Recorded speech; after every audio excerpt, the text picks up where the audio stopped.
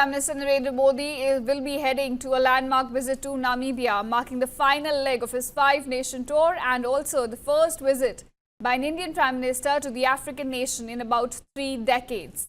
The visit to Namibia is expected to further deepen ties between the two countries. And during his stay in the capital Windhoek, Prime Minister Modi will hold bilateral talks with the Namibian president.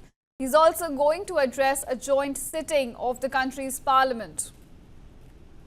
Now, when we talk about the trade ties between India and Namibia, bilateral trade between the two countries stood at about $814 million in the year 2023 to 2024, with Indian exports accounting for half that figure.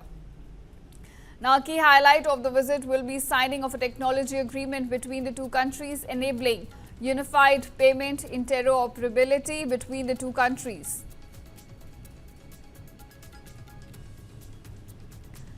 Further, Namibia's rich reserves of uranium, copper, cobalt, rare earth minerals and its recent oil discoveries are drawing renewed global attention, and the country is the world's fourth largest producer of uranium oxide.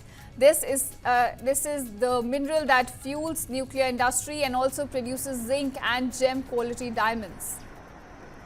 Now, another aspect would be the trust between the two nations remains as the translocation of 8 cheetahs from Namibia to India's Kuno National Park took place in 2022, the world's first intercontinental transfer of a major carnivore species.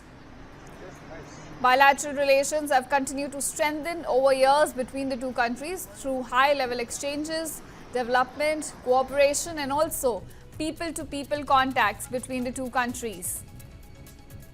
And now Prime Minister's visit is surely going to strengthen those ties between India and Namibia.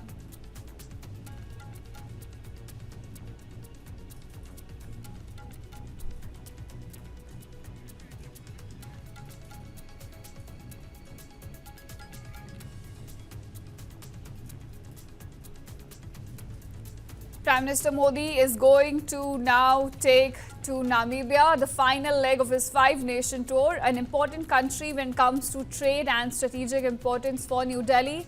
When we talk about the trade ties, bilateral trade between the two countries stood at about $814 million in the year 2023 to 2024, with New Delhi accounting for half that figure.